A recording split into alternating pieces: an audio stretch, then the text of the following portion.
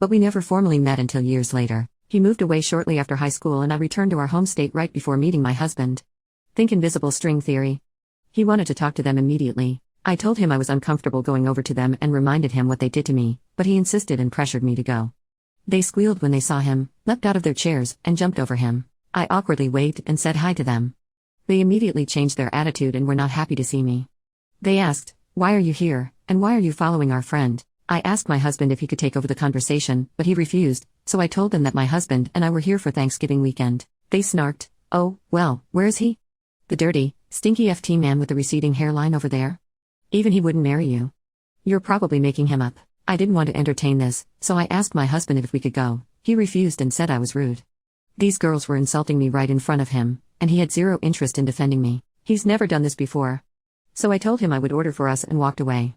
They made nasty comments about me as I was leaving. I got our drinks and asked him again if we could find a table elsewhere. The girl said, "Why do you keep stalking him?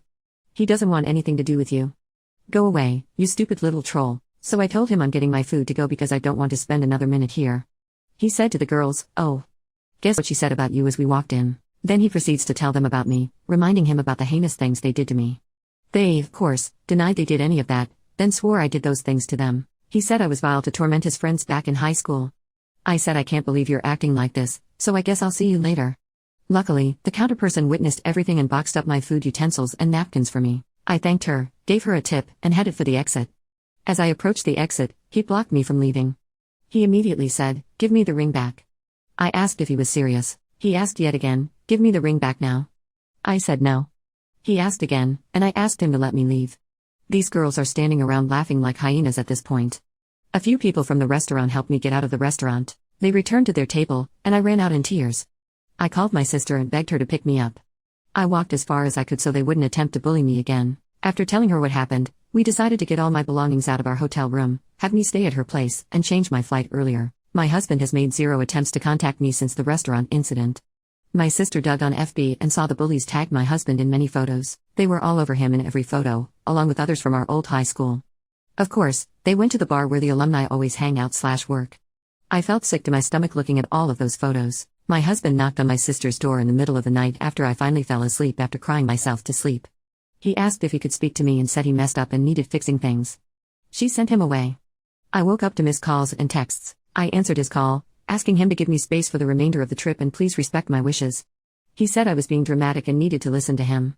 I got home on Tuesday. I impulsively decided to take temporary residence in our guest room an hour before he got home and somehow got most of my clothes, makeup, hair products, toiletries, etc. So, I have zero reason to go back into the master bedroom. He got home late last night.